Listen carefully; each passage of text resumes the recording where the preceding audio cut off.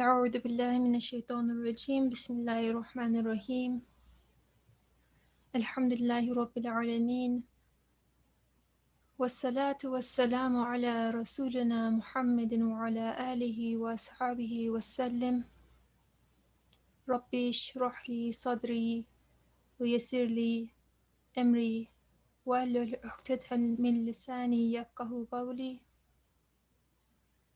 وله من في السماوات والأرض ومن عنده لا يستكبرون عن عبادته ولا يستأثرون آمين والحمد لله رب العالمين. Assalamu alaikum everyone. I hope everyone is doing well. Inshallah today we will be continuing the 10th word on resurrection and the hereafter. And we've been basically exploring a metaphor or comparison that the author has presented to us in regards to resurrection and the hereafter. And in particular, we're studying the verse from chapter Ar-Rum that says, look then to the signs of God's mercy, how he restores life to the earth after its death. Verily, he it is who quickens the dead, for he is powerful over all things. So we've been in relation to this ayah, to this verse, we've been reading a comparison where we have two travelers, just to bring everyone up to speed and refresh ourselves. We have two travelers coming upon a land in which there are many amazing things and goods constantly being transferred in and out. And when one of the two travelers, the one who is unreasonable or perverse, he begins stealing, seizing the things in front of him as though they did not belong to anyone else, as if they were there randomly. And when he starts committing these acts of injustice, then the other more reasonable, astute traveler proceeds to present him with evidence that the property in front of them belongs to the state, that it's not there just haphazardly, and that everything and every action is seen, and that all actions must necessarily have consequences, and that this place is a temporary guest house or hospice that is constantly being filled and emptied out, and all of its inhabitants will eventually depart for a permanent realm. And lastly, in being transferred to this permanent realm, each inhabitant or citizen of this particular land will be treated accordingly there. So inshallah, in regards to these points, we've been reading different aspects of it. So today we will be continuing the sixth aspect, or beginning the sixth aspect. So inshallah, as we read, everyone can feel free to share their thoughts or comments. We're here as friends, inshallah, and to understand this together. As I was reading this, I'll be sharing some of my just the thoughts that came to me, and in part it will be kind of like brainstorming on the spot, but inshallah everyone can feel comfortable to raise their hand, unmute themselves, make a comment freely. So inshallah, if we have a volunteer reader earlier, if she can begin reading the sixth aspect, and there's going to be a big footnote there, that would be great. I can read, inshallah. Thank you.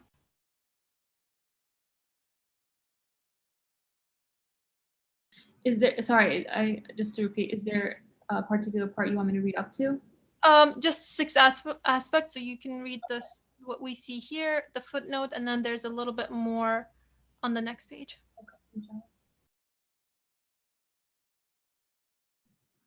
Sixth aspect, come now look. All these imposing railways, planes, machines, warehouses, exhibitions show that behind the veil an imposing monarch exists and governs. And we have a footnote right here. When a vast army in the present age receives the order, take up your weapons and fix your bayonets, in accordance with the rules of war, while on maneuver, it comes to resemble a forest of upright oaks. Similarly, when the soldiers of a garrison are commanded on festive days to don their parade uniforms and pin on their medals, it will resemble from one end to the other a colorful and ornate garden, where all the flowers have blossomed. Conversely, when on the parade ground of the world, the various and infinite species of the soldiery of the pre-eternal monarch, angels, jinn, men, animals, and even unfeeling plants, receive the order of be, and it is in the struggle for life's preservation and the command, take up your weapons and equipment and prepare to defend yourselves, when they fix the minute bayonets that are the spiked trees and plants found throughout the world. Then they resemble a magnificent army advancing with bayonets fixed.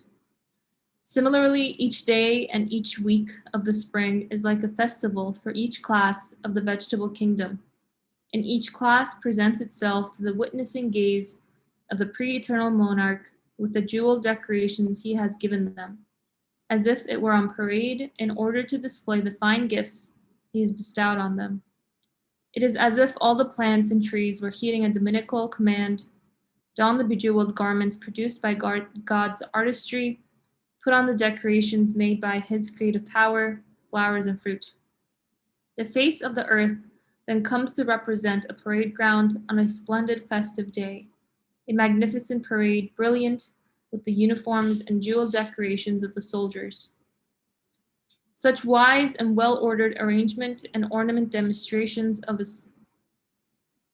scroll down a bit more, of a certainty to all who are not blind, that they derive from the command of a monarch infinite in power and unlimited in wisdom.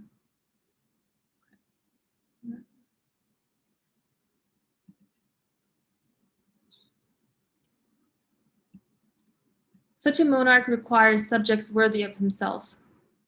But now you see all his subjects gathered in a hospice for wayfarers, a hospice that is filled and emptied each day. It can also be said that his subjects are now gathered in a testing ground for the sake of manoeuvres, and this ground also changes each hour. Again, we may say that all his subjects stay in an exhibition hall for a few minutes to behold specimens of the monarch's beneficence, valuable products of his miraculous art. But the exhibition itself changes each moment. Now, this situation and circumstance conclusively shows that beyond the hospice, testing ground, the exhibition, there are permanent palaces, lasting abodes, and gardens and treasuries full of the pure and elevated originals of the samples and shapes we see in this world. And there we receive our reward. A form and degree of felicity suited to everyone's capacity awaits us there. Thank you very much. If you can bring us back to the first page with the footnote open, that would be great.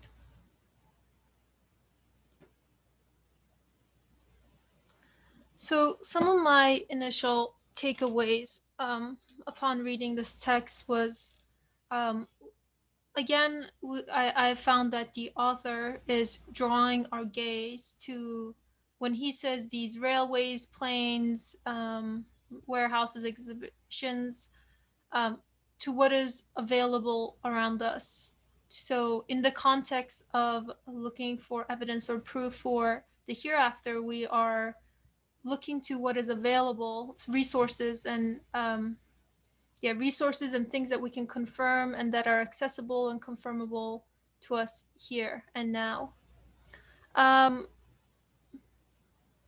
and as I was reading this, one question that came to my mind was, as it says in the long footnote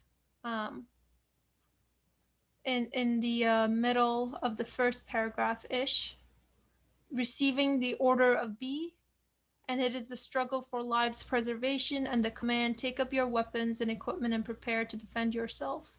So there is this comparison that the author makes between an army, so to say, and how when they are called upon by their commander, they resemble these upright oaks, so like kind of like dominoes, or not dominoes, but like very in unison and uniform manner. They take on shape, and in the same way, um, everything around us, upon receiving the order of B from its creator, takes up a similar fashion in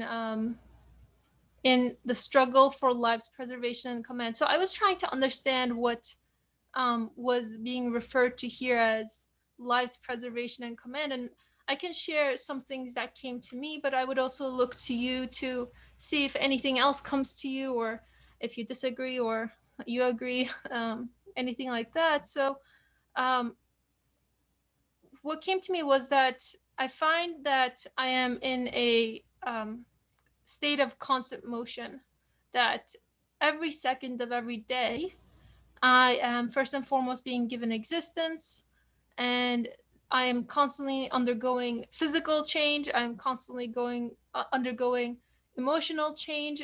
There's always this sort of change that is being done unto me. And within this change, I also find the desire for permanence within myself, for permanent existence, for permanent happy existence for myself, which extends by definition to everyone else. So, in trying to understand this command of be, and it is, or be as the text says, what I took away was that within the conditions of this universe, although um, I am given samples of what is to come, or I find that, or yeah, for example, with with every, as the text says, every spring, like a festival, every class of the vegetable kingdom presents itself, right? So there's this sense of resurrection or renewing, if you will, that happens constantly. And here we are drawn to the vegetable kingdom, but I can also see this within literally everything within the universe. First and foremost, starting with myself. So while I experience this sort of constant renewal, I also experience this constant death that comes after each renewal. And within that, I also find myself with the desire for permanent existence. So this desire within me, within this apparently contradictory situation that I find myself, is a sort of promise or a sort of indication or sign that looks to or demonstrates the command of the infinite monarch that that I can confirm for myself here, but that also awaits me as far as extending beyond my physical life as I know it. So those were some of my initial thoughts there, but the floor is open if anyone wants to share anything. If not, that's totally okay. Um, some other things that also attracted my attention was how this wise and well-ordered exhibit or arrangement demonstration here, that again, in the metaphor that the author represents, he talks about planes, railways, machines, but within the universe, everything, the plants, flowers, seasons, ourselves, everything being a sort of demonstration, being a sort of arrangement, being a sort of exhibit, necessarily pointing necessarily or pointing to the necessary existence of the command of an infinitely wise, powerful, beautiful being, or one, the source of existence. So in a way, we can say, as we've often say, the art, the created, speaks on behalf of the artist, insofar as what those what the qualities of the artist are, or what those manifesting the qualities of the artist. So and also at the same time within the human being is to, if I find that there is something instilled within me, is the need to find the cause of it. So if something exists, there must necessarily be something that's bringing into existence. It can't be there by itself.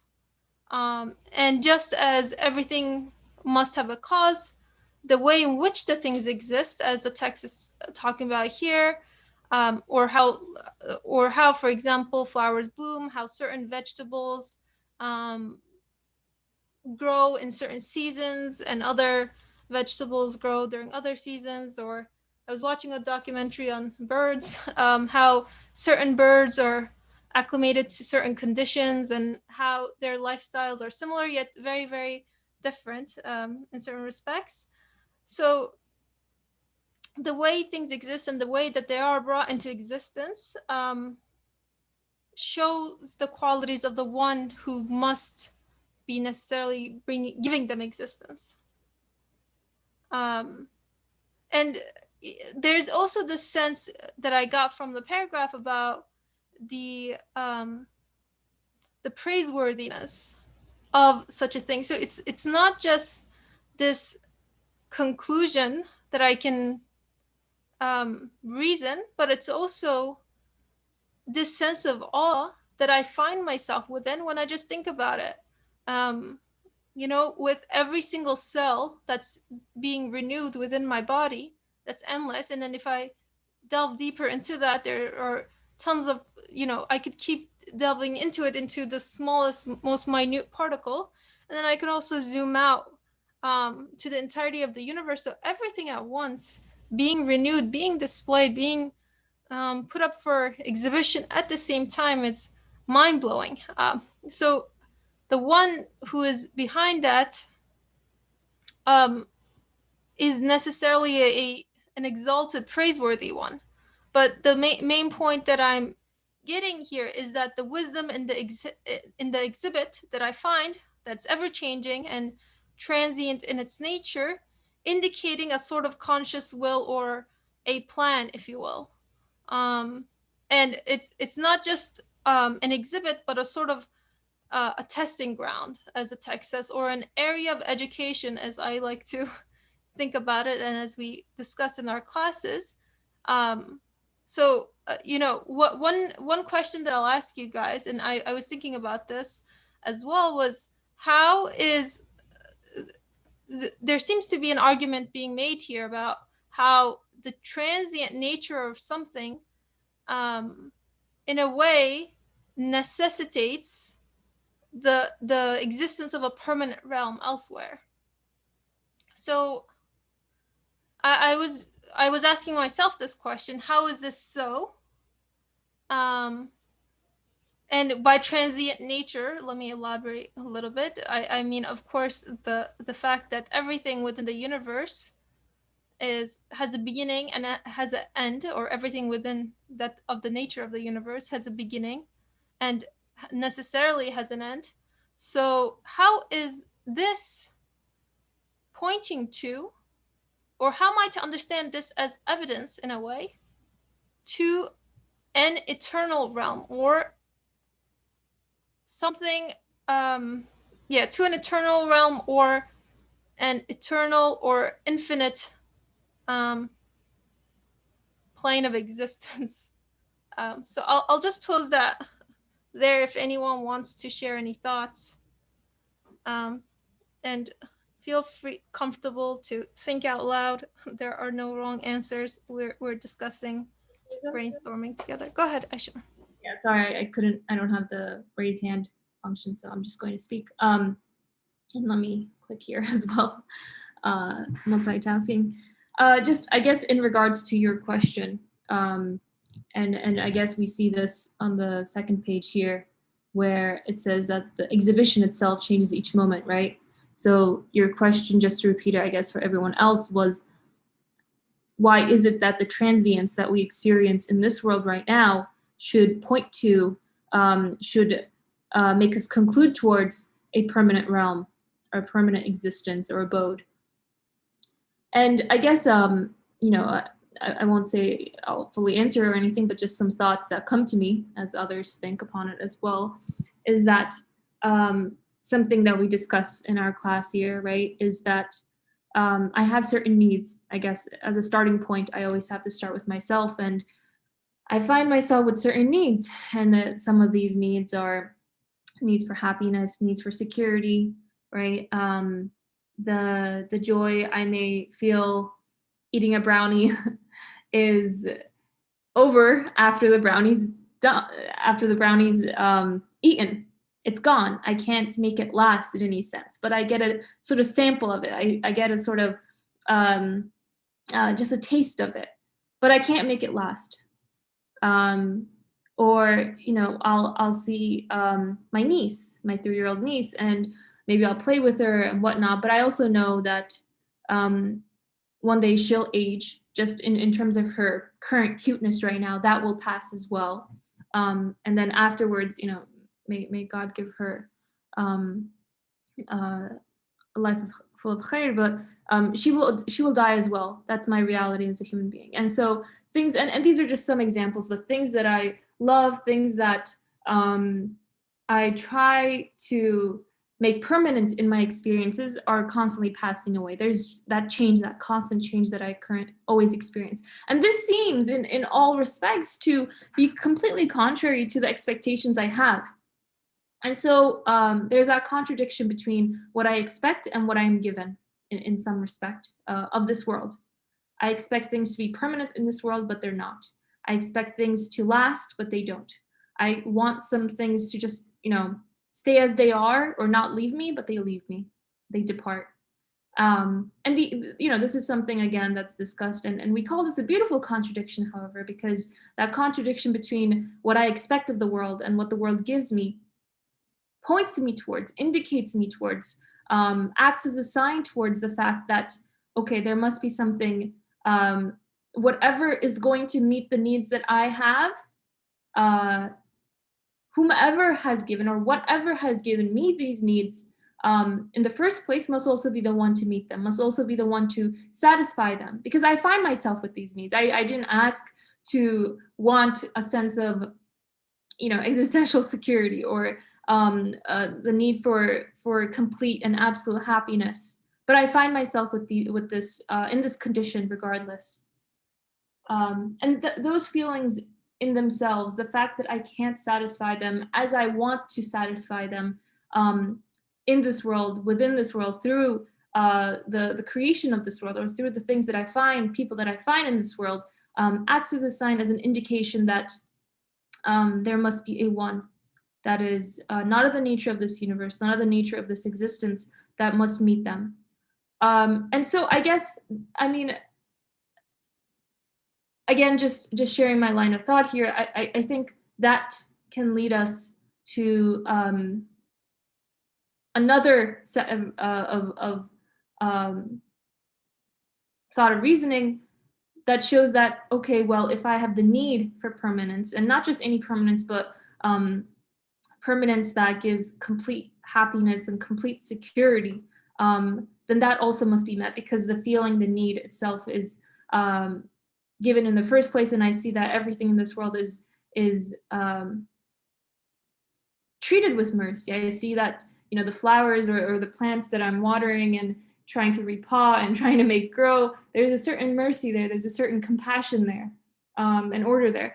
So that's just one partial response, haphazard response to what you were asking. Also, just one other thing that I wanted to touch upon, and you mentioned this earlier, so I'm just going to go back here.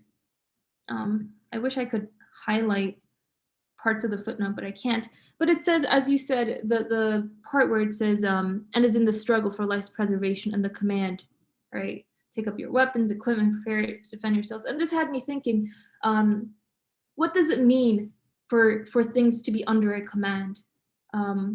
What qualities do things that are acting under a command reflect?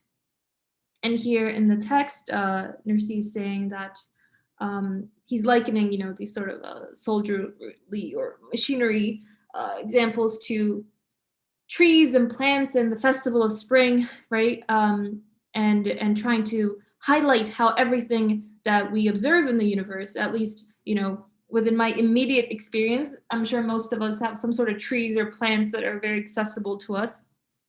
I can see that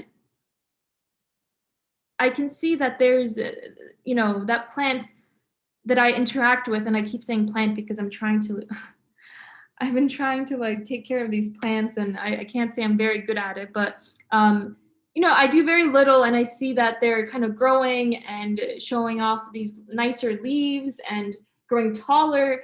And so they're reflecting qualities, at least, of following some order, and following some sort of, you could say, pattern. Some sort of knowledge is being reflected through them. So and I'm not saying, I think others could also respond to this of what are the qualities that one thing that must be acting under a command reflect. How can I know that something is acting through a command? But at least on a very quick level, I can see that things, at least in the world around me, right? Plants, trees, flowers, the weather, things are working within a specific order. And then, I look to myself, and of course, my first impulse is, well, I don't want to act under commands. I don't want to act under anyone's order. But then I see that my body also, my physical being, is also working in such a way where I don't really have much control over it. If I get sick, just as sort of the analogy here, there's a certain, I guess, battle that goes on within myself and my immune system, and things happen, and I won't pretend to know more biology than I do, but certain parts of my body put up their defense systems and whatnot, and all this goes without my knowledge. So I know that it's not me that's doing it, at least, but there's definitely some power, some qualities of knowledge that is being reflected there. And so I can, at least to a certain extent, say that, okay, well, my physical being is also acting under certain commands, acting under certain orders that I may not be necessarily privy to. But I guess the ultimate question eventually that it leads up to is, how do I align my own will with the will of everything else that I see, that I observe around me? And so I'll just leave it to that. Again, just sharing a certain stream of thoughts, and also trying to give you a break and talking. I think you made a really lovely introduction, and hopefully we can continue talking about it, either in terms of the whole discussion about commands, or about the transience of this world and how that points to sort of lasting abodes and gardens. Thanks. Thank you for your lovely comment. If there's anyone else that'd like to share anything, please feel free to raise your hand. But I'd like to comment on some of, I guess you made two main points, and I'll start with the second one first, because the first one is closer to the topic at hand, so we can draw ourselves back to the topic. But I guess they're both related anyway. But the comment on what a command is, and I think in a way I can think about what would something look like if it were not acting under a command. If I ask myself that, then what do I think of? I think of things coming about haphazardly, there being some sort of chaos, lacking some sort of order. There's a comment, disorder. Yeah. So I think it revolves around all of these sort of adjectives or ways of describing it that revolve around chaos. Things would just not be orderly because it's not under a command. It's happening without a sort of organization, without someone or without someone's will, without a sort of planning, without any wisdom. It's just by itself. Everything is out for itself in a way. And yet, my humanity, when I ask my own self, my humanity yearns for order. What do I mean, I don't want to be under the command of a dictator, if you will, but I do find within myself that I want justice. I want there to be a sort of order. I want security. I want happiness. I don't want to be holding on to a thread. I don't want my existence to be holding on to a thread or to be at the edge of a cliff. Um, so I do find that need within myself as well. So if being under a command means that I have security for myself, for my existence, for my humanity, then that is not like being under the order or dominion of a dictator, if you will, where my needs are not met, where I feel limited in my freedom. I still want my freedom, but at the same time, I want a sort of order. I don't want things just happening um, haphazardly. I want to feel secure because chaos means lack of security for me. So I think definitely, you pointed out a very essential point there about what command or the role of command or the role of what being under a command means for me as far as my humanity is concerned. And secondly, going back to your first initial comment, which was about, right, in regards to the question that I had asked about how is the transient nature of things evidence for a permanent abode. Um, if I were to summarize your comment in one sentence, I would just say um, the one who is creating me right now would not give me the want or desire for permanence should he not want to give it to me, essentially. So reading my feelings as a sort of signpost or feeling a signpost or an indication of what it is promised for me and that I can confirm here and now. Otherwise, why would I don't choose to want to be happy? I don't choose to want eternal happy existence. It's already there. So it's beyond. It's programmed within me. It's beyond my will in a way. Of course, I can choose to direct my choices in a particular stream, but and that can go against what my humanity wants or desires, but that's another topic, I guess, although it's related.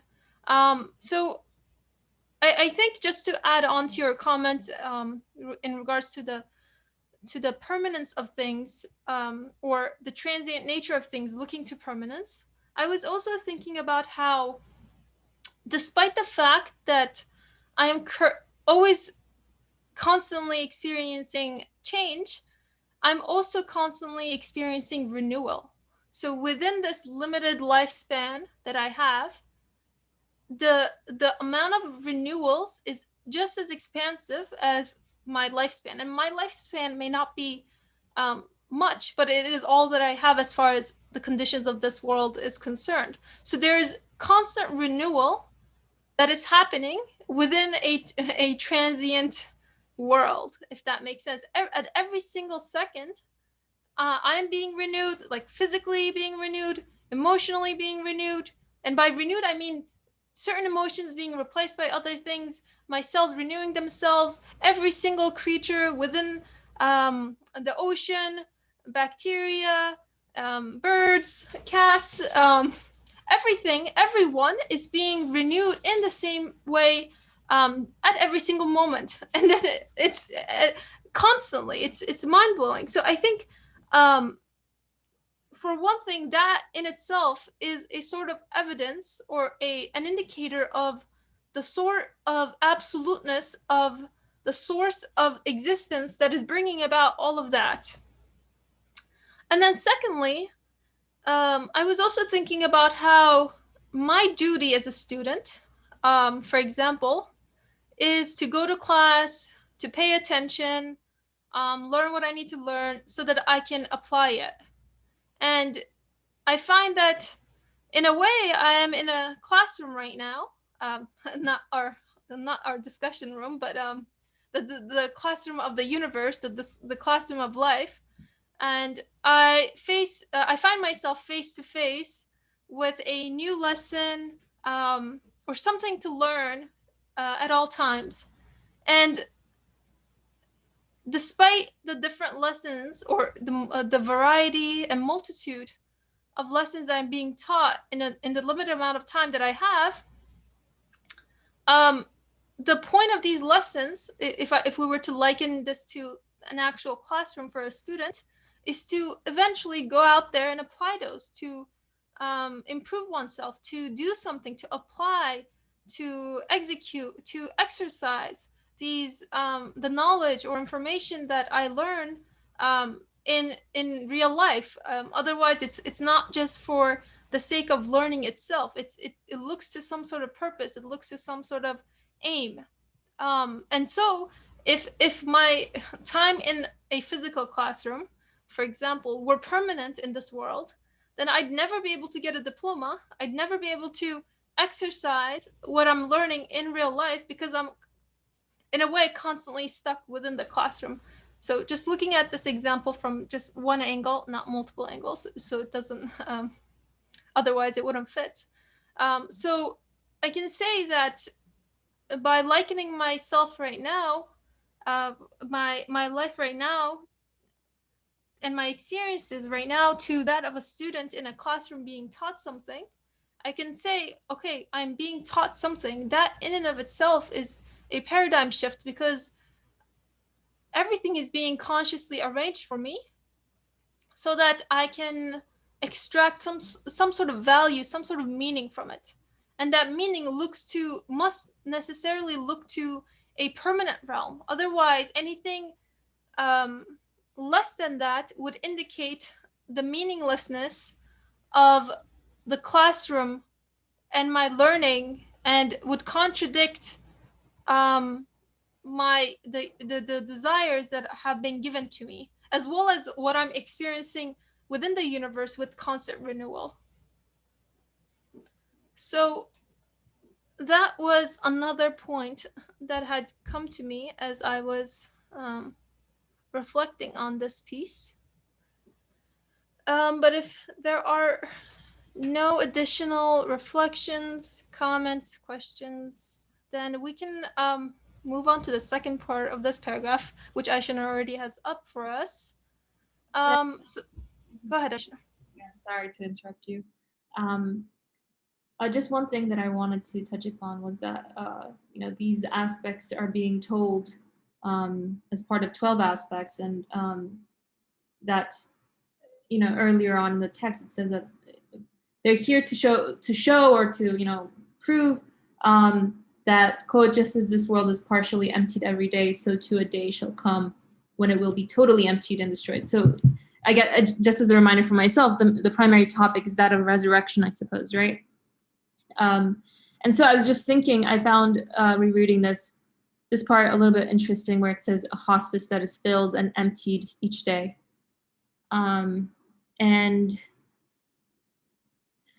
yeah, I felt like, this is something that I'm sure many other people, especially those perhaps working in hospitals or caring facilities, can directly confirm and observe and experience, right? That every day there are babies being born, and then every day there are tons of people that are dying, and that constant flux of change, right? And as you said, renewal as well.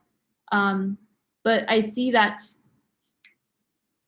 you know, there's a constant input output, and this is a reality that is shown to me very, very clearly, I guess.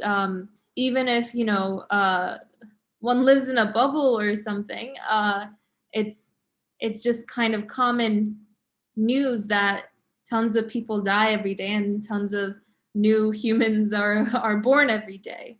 And I guess that, you know, and resurrection is a topic that I kind of struggle with, but I guess at least in terms of showing that, yes, this world is in fact partially emptied every day. And so it's not, I guess, you know, it indicates that just as this sort of emptying is happening, there can be, it's not outside the realm of possibility, to say that there can be, you know, a complete emptying, or as he says earlier on, total emptying and destroyal of this world as well. And, you know, and that's just one type of change or flux that I see happening, amongst others. So I just wanted to highlight that. No, thank you. I think this is one of the main arguments of this sixth aspect, that the constant both renewal, but as you said as well, the sense of things leaving as well and being replaced by other things. So death itself, as people are, well, you know, as when one dies and their body renews again, if you want to call the the process of decay renewal, but it changes regardless, and it takes on another form. But and then we have new beings, new babies coming in, while at the same time everything is being renewed itself as well. So I think, as you highlighted, this is, and as the text says, um, it says, as we may say that all his subjects stay in an exhibition hall for a few minutes to behold specimens of the monarch's beneficence, valuable products of his miraculous art. But the exhibition itself changes every moment. So again, as I experience existence, I mean, I'm only here for a limited amount of time, and in that, it's the exhibit in front of me and within me and all around me is constantly changing every moment.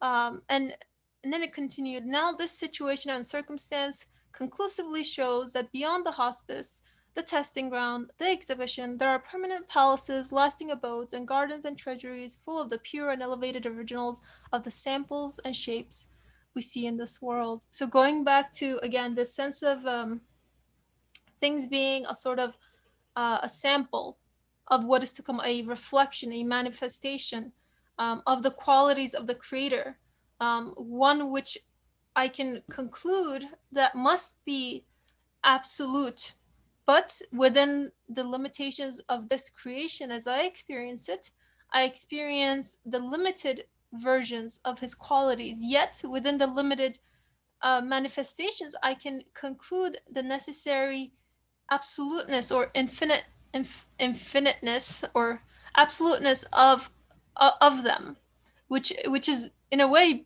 beautiful and mind-blowing again. um and then one last sentence or one last aspect, if there are no other thoughts, that I wanted to stay on a little bit further for the sixth aspect, was where it was saying at the very end, the last 2 to 3 sentences, it is it is for the sake of these that we exert ourselves here. Here we labor, and here and there we receive our reward. A form of degree of felicity suited to everyone's capacity awaits us there. Um, so again, I was asking myself, um, what does it mean for me to labor here and to receive my reward there? And we did touch upon this briefly before as well, but it cannot be, at least it doesn't sound, um, it sounds a little mischievous. If if I have to labor here and receive some sort of reward elsewhere, without any or without any sort of guarantee or um, without being able to secure or find evidence for such a thing. If that makes sense, meaning that, if someone were to say, I guess, we do have these sort of relationships with people in real life as well, where, you go to school or you go to work and you labor and then you get paid, for example. So is this a sort of relationship that I have with my creator, as far as laboring here, and then once I go through all the hard work, apparently, then at the end I may receive my reward. So that was just another point that I wanted to dwell on, and also just open up for discussion as well, because I think it does highlight an important point for us here. If anyone wants to share any thoughts, feel free to raise your hand or directly unmute yourself. And if not, I can keep talking. Um, so I was thinking about how, again, as we've been discussing, my feelings, first and foremost, I guess, within myself, bearing witness to the necessity of such a realm, and at the same time, my internal state of being. So if we go back to the example of the student, for example, my internal state of being indicating what type of future awaits me in a way.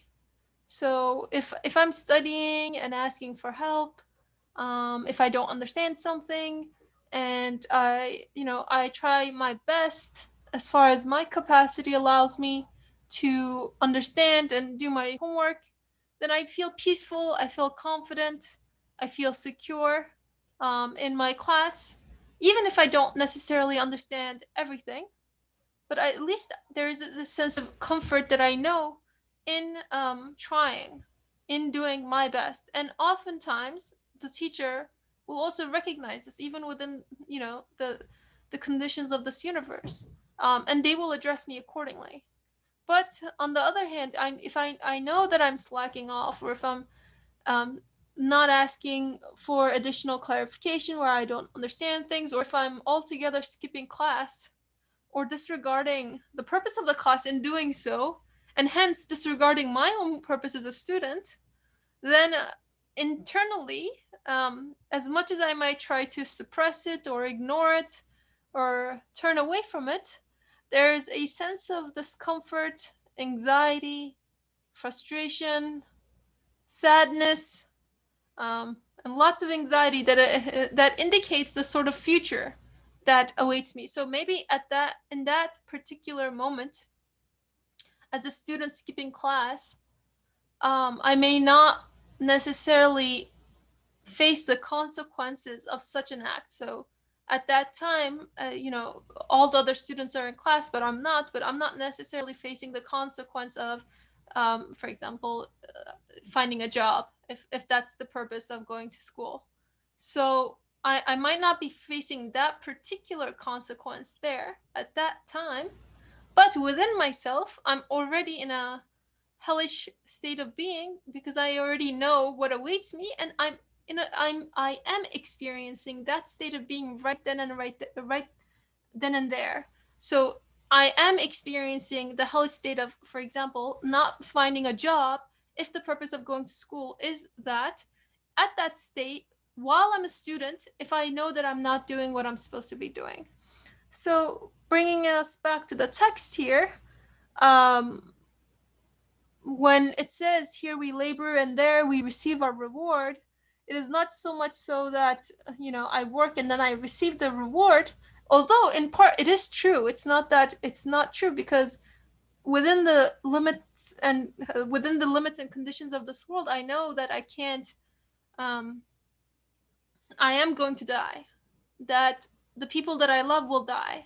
That my life is transient, and even, like, I get a new pen, I feel attached to it emotionally, And then I feel a little bit of sadness when the ink runs out, or if it breaks, or something happens, like something even as minute and, unimportant as something like that. I find myself in a relationship with some sort of expectation that I know it was going to, end up not working or in the trash one day, but I still experience a sort of sadness, a sort of disappointment, if you will, in its passing away. So within the conditions of this universe, then it's clear as day that I am transient. That the entirety of my expectations cannot be met within the nature and conditions of this universe as I experience it. But within myself, if I know that as a student that I am undergoing a conscious education, I am being taught about the source of my existence, where I came from, where I'm going, why I'm here, then that the sense of security that follows that training is an indication of the sort of reward that awaits me. So the other day I was talking to some friends and we were talking about just worldviews and the job and jobs and stuff like that.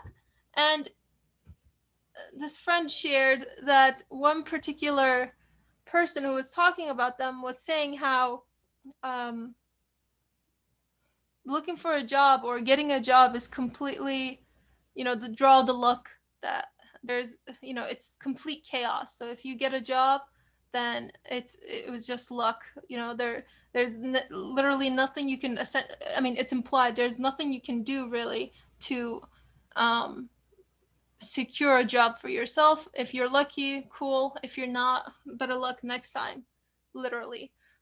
So, and in that, just or versus someone who is conscious of the fact that everything, not only conscious but also, when I say conscious, I mean has confirmed for themselves that everything is happening um, as a result of a conscious will, that it's not happening haphazardly, randomly, in a disorderly fashion or manner, that everything is coming about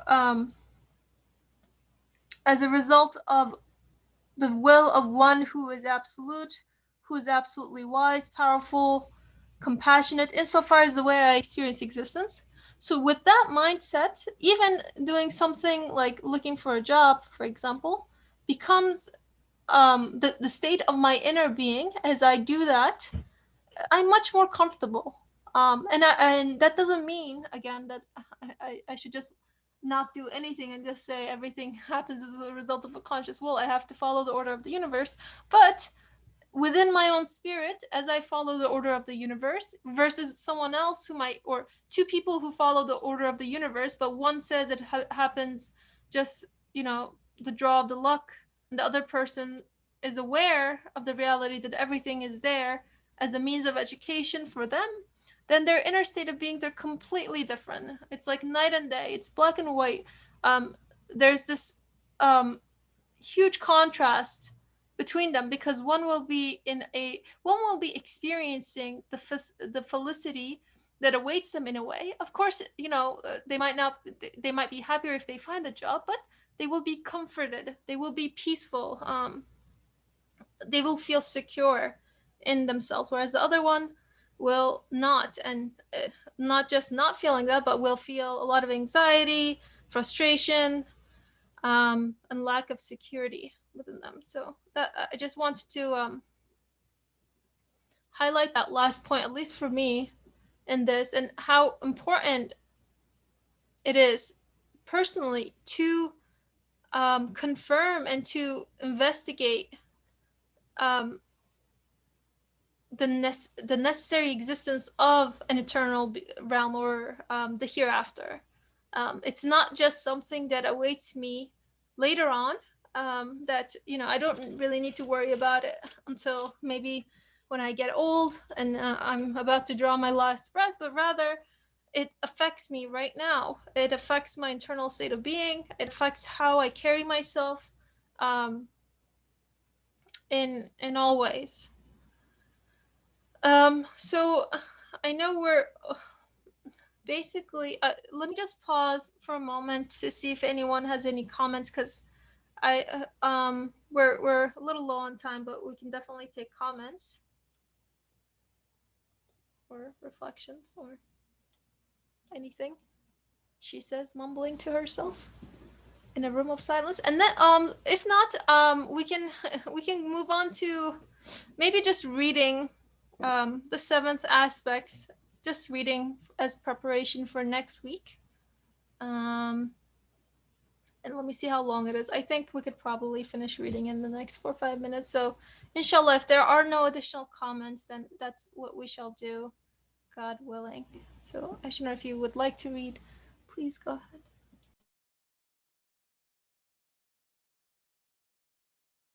Sure. Seventh aspect. Come, let us walk a little and see what is to be found among these civilized people. See, in every place, at every corner, photographers are sitting and taking pictures. Look, everywhere there are scribes sitting and writing things down. Everything is being recorded. They are registering the least significant of deeds, the most commonplace of events. Now look up at the tall mountain. There you see a supreme photographer installed, devoted to the service of the king. And here it says, some of the truths indicated in this parable have been set forth in the seventh truth. However, let us point out here that the figure of the supreme photographer devoted to the service of the king is an indication of the preserved tablet. The reality and existence of the preserved tablet has been proved in the 26th word as follows. A little portfolio suggests the existence of a great ledger. A little document points to the existence of a great register. A little drop points to the existence of a great water tank.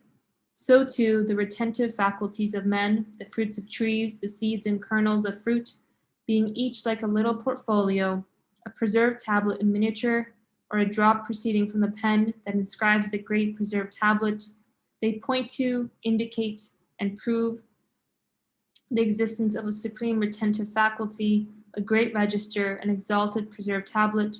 Indeed, they demonstrate this visibly to the perceptive intellect. It's the end of the footnote. And here, again, it was saying that look up at the tall mountain. There you see a supreme photographer installed, devoted to the service of the king. He is taking pictures of all that happens in the area. The king must then have issued this order. Record all the transactions made and deeds performed in the kingdom. In other words, that exalted personage is having all events registered and photographically recorded. The precise record he is keeping must without doubt be for the sake of one calling his subjects to account. Now, is it at all possible that an all-wise and all-preserving being who does not neglect the most banal things of the lowest of his subjects should not record the most significant deeds of the greatest among his subjects, should not call them to account, should not reward and punish them? After all, it is those foremost among his subjects that perform deeds offensive to his glory, contrary to his pride, and unacceptable to his compassion, and those deeds remain unpunished in this world. It must be therefore that their judgment is postponed to a supreme court. And is that that should be the end. Yeah. Thank you for reading. And inshallah, we can reflect on how everything is, or the claim that everything in a way is being registered, and a sort of photographer being photographed. I mean, not the photographer being photographed, but you can also say that too. But how everything is being kept records of and being accounted for. Inshallah, we can delve into this next week. Jazakallah khair for everyone for joining, for their presence, comments, reading. Inshallah, we can continue next week. سبحانك لا علم لنا إلا ما علمتنا إنك أنت العليم الحكيم وآخر دعوانا الحمد لله رب العالمين. السلام عليكم.